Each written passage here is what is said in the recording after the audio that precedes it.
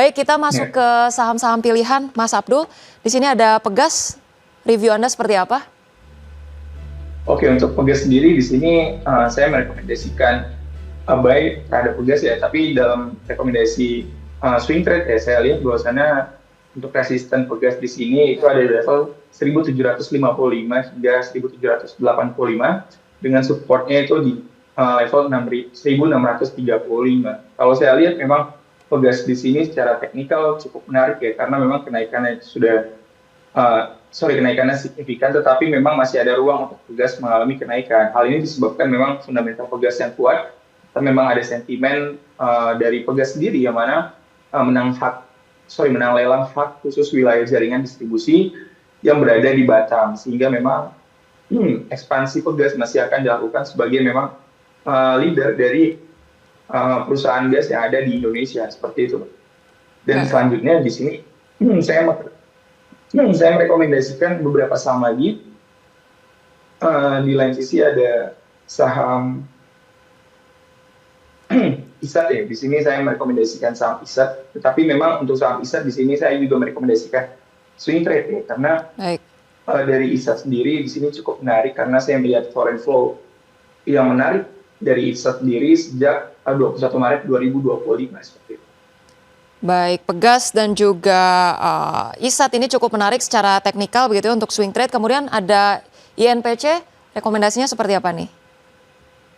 Oke, untuk INPC sendiri ini saya memberikan rekomendasi, tapi khusus teman-teman yang suka scalping ya ataupun day trade ya, karena memang volatilitas dari saham-saham third liner ini menjadi favorit dari teman-teman atau investor yang lebih cenderung ke day trade, sehingga memang cukup menarik karena saya melihat bahwasannya ada resisten dari INPC di angka 198 hingga 202, walaupun memang sudah ditembus ya pada perdagangan hari ini, dan supportnya itu dibatasi di level 184 itu untuk jangka pendek saja ataupun day trade seperti itu. Baik, menarik INPC untuk day trade. Tapi kalau kita bahas mungkin secara sektoral nih, Mas Abdul, terkait dengan mungkin sektor-sektor energi. Kalau kita lihat kemarin gitu ya, saham Bian ini meningkat cukup signifikan begitu ya, hampir arah. Anda melihat prospek saham energi atau khususnya mungkin batu bara, sentimennya masih sangat positif dalam waktu terdekat ini atau seperti apa? Oke, untuk sektor energi sebenarnya di sini saya tidak terlalu menjagokan emiten-emiten batu bara ya, karena kita lihat bahwasannya harga batu bara sudah berada di bawah 100 USD ya, dan sekarang range pergerakannya itu di kisaran 95 hingga 97 USD per tonnya, sehingga memang penurunan harga batu bara ini juga diikuti dengan penurunan dari laba bersih emiten-emiten batu bara seperti PTBA, TMG, dan teman-teman yang lainnya. Nah, tapi di sini yang perlu diperhatikan adalah hal yang menarik dari emiten batubara adalah ketahanannya. Ketahanannya terhadap volatilitas pergerakan market global ya. Karena memang kalau kita lihat emiten batubara seperti TMG dan WTR di situ cukup cepat ada recovery-nya, sehingga memang teman-teman kalau misalnya ingin masuk ke emiten terkhususnya di industri batubara, itu teman-teman perhatikan banget terkait dengan area support resistannya. Nah, untuk support resistannya sendiri itu bisa menjadi area teman-teman untuk menentukan beli dan jual ya, seperti contohnya memang WTR itu support kuatnya di level 20.000 hingga 21.000, itu bisa menjadi area buy teman-teman, dan jangan terlalu greedy terhadap saham batubara karena memang tren penurunannya masih cukup downtrend ya dari segi minor trend ya seperti itu.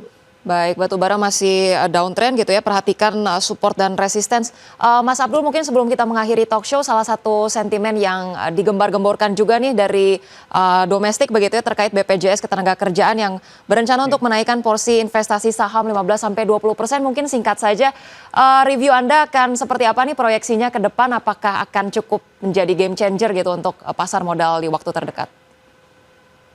Ya, tentunya BPJS menaikkan porsi kepemilikan saham ya hingga 15-20% 3 tahun ke depan itu bisa menjadi sebuah katalis positif ya dalam jangka waktu panjangnya, melihat bahwasanya BPJS merupakan liquidity provider yang ada di pasar saham Indonesia.